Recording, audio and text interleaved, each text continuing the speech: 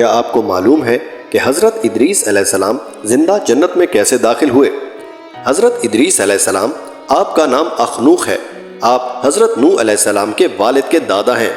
حضرت آدم علیہ السلام کے بعد آپ ہی پہلے رسول ہیں۔ آپ کے والد حضرت شیس بن آدم علیہ السلام ہیں۔ سب سے پہلے جس شخص نے قلم سے لکھا وہ آپ ہی ہیں۔ کپڑوں کے سینے اور سلے ہوئے کپڑے پہننے کی ابتدا بھی آپ ہی سے ہوئی۔ اس سے پہلے لوگ جانوروں کی کھالیں پہنتے تھے۔ سب سے پہلے ہتھیار بنانے والے، ترازو اور پیمانہ قائم کرنے والے، علم نجوم کے حساب میں نظر فرمانے والے بھی آپ ہی ہیں۔ یہ سب کام آپ ہی سے شروع ہوئے۔ اللہ تعالیٰ نے آپ پر 30 صحیفے نازل فرمائے اور آپ اللہ تعالیٰ کی کتابوں کا بکثرت درس دیا کرتے تھے۔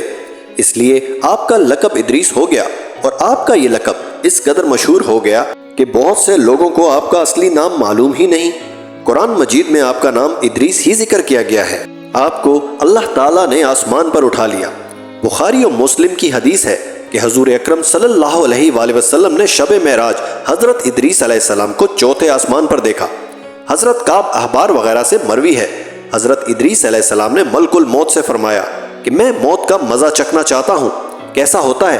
تم میری روح قبض کر کے دکھاؤ۔ ملک الموت نے اس حکم کی تعمیل کی اور روح قبض کر کے اسی وقت آپ کی طرف لوٹا دی اور آپ زندہ ہو گئے۔ پھر آپ نے فرمایا کہ اب مجھے جہنم دکھاؤ تاکہ خوف الہی زیادہ ہو۔ چنانچہ یہ بھی کیا گیا۔ جہنم کو دیکھ کر آپ نے داروغہ جہنم سے فرمایا کہ دروازہ کھولو، میں اس دروازے سے گزرنا چاہتا ہوں۔ چنانچہ ایسا ہی کیا گیا اور آپ اس پر سے گزرے۔ پھر آپ نے ملک الموت سے فرمایا کہ مجھے جنت دکھاؤ۔ وہ آپ کو جنت میں لے گئے۔ آپ دروازوں کو کھلوا کر جنت میں داخل ہوئے۔ تھوڑی دیر انتظار کے بعد ملک الموت نے کہا کہ اب آپ اپنے مقام پر تشریف لے چلیں۔ آپ نے فرمایا کہ اب میں یہاں سے کہیں نہیں جاؤں گا۔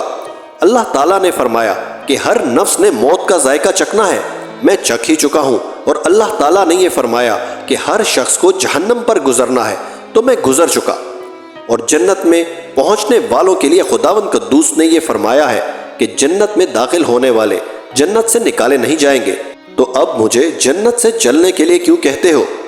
اللہ تعالیٰ نے ملک الموت کو وحی بھیجی کہ حضرت ادریس نے جو کچھ کیا میرے اذن سے کیا، اور وہ میرے اذن ہی سے جنت میں داخل ہوئے، لہٰذا تم انہیں چھوڑ دو، وہ جنت میں ہی رہیں گے۔